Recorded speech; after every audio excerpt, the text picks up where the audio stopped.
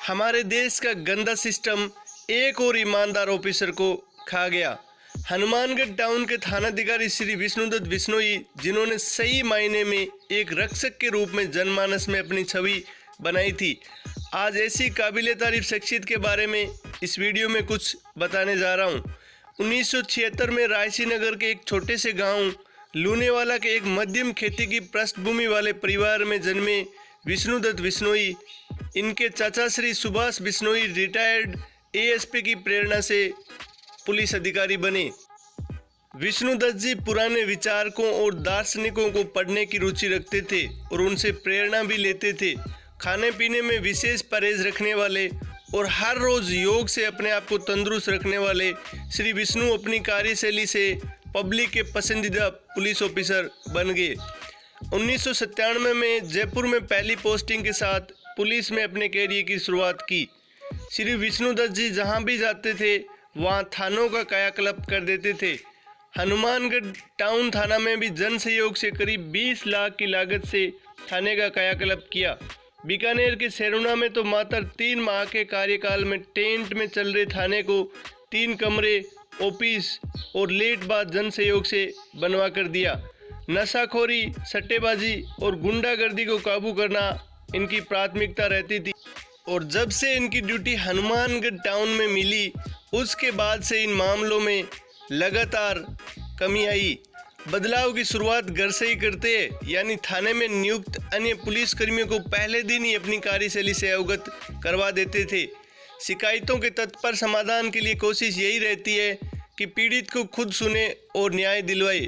घरेलू प्रकृति के विवादों में मध्यस्थता कर समझाई से सुलझाने की कोशिश करते थे। डूंगरगढ़ में सर्वाधिक समय लगभग 2.5 साल तक अपने कार्यकाल के दौरान बहुत से सामाजिक हित के कार्य अपनी पहल से किए, जिनमें से कुछ मैं यहाँ आपको बताने जा रहा हूँ। आपने एक पुलिस फ्रेंड क्लब की स्थापना की, जिसमें 10वीं, 11वीं और 12वीं के विद्यार्थी पुलिस से जुड़कर शहर में अपराधियों की सूचना साझी कर उन्हें रोकने में मदद करते थे। पुलिस में अपना कैरियर बनाना चाहने वाले विद्यार्थियों के लिए क्लासेस भी लगाई जाती थी। स्थानीय व्यापारियों और नगर पालिका से सहयोग से शहर को पॉलीथीन मुक्त करने और हेलमेट के उपयोग को बढ़ाने में सराहनीय कार्य किया। डूंगरगढ़ और छापर में सीसीटीवी कैमरा पूरे कस्बे में लगवाए। पुलिस फॉर यू कार्यक्रम के अंतर्गत बच्चों को थाना विजिट करवा कर और खुद स्कूल विजिट कर बच्चों में पुलिस की सकारात्मक छवि बनाई, जिसका उदाहरण एक बार 2 छोटी बच्चियां शराबी बाप की शिकायत लेकर अकेले ही थाने में आ गई। हनुमानगढ़ में भी लॉ कॉलेज की छात्राओं की थाने विजिट के बाद एक बेटी द्वारा एक मनचले की शिकायत पर उसे थाने बुलाकर खिंचाई की और पाबंद किया। बेटी ने बताया कि अब सुरक्षित महसूस करती है। नशे को अपराध की जड़ मानते हैं, इसलिए नशे को रोकने के लिए गंभीर रहते थे। हनुमानगढ़ में विष्णु जी खुद रोज 3-4 घंटे गश्त लगाते थे। चुंगी 6 जैसे नशे के अड्डों पर निरंतर पेट्रोलिंग से नशेड़ियों का हौसला प्रस्त रखते थे। इनकी शक्ति के चलते होटल, ठेकों में खुलेआम दारू का चलन काबू हो गया था और झगड़े फसाद पर भी नियंत्रण हुआ था। इनके कुछ किस्से जिन्हें लोग अक्सर याद करते हैं।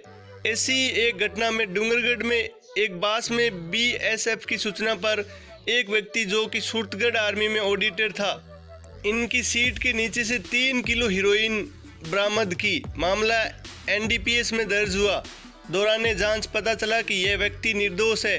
15 दिन में असली मुजरिम को पकड़ा और निर्दोष को बरी करवाया।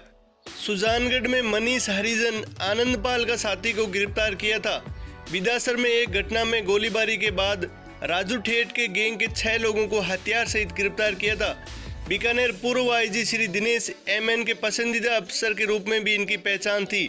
निजी जीवन में अपने 2 बच्चों को बहुत अधिक समय नहीं दे सकने के कारण बच्चे अक्सर शिकायत करते थे, लेकिन स्कूल क्लास मोहल्ले में पापा के किस्सों की चर्चा से गर्व भी महसूस करते थे।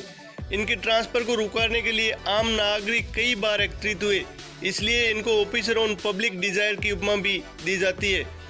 डूंगरगढ़ में एक कार्यक्रम में पुलिस अधीक्षक सीकर डॉक्टर अमनदीप सिंह ने अपने भाषण में कहा था कि ज़्यादातर थाना अधिकारियों के लिए स्थानीय विधायक डिजायर भेजते हैं, लेकिन विष्णु जी के लिए पब्लिक डिजायर भेजती है। विष्णु ही पुलिस का असली चेहरा है।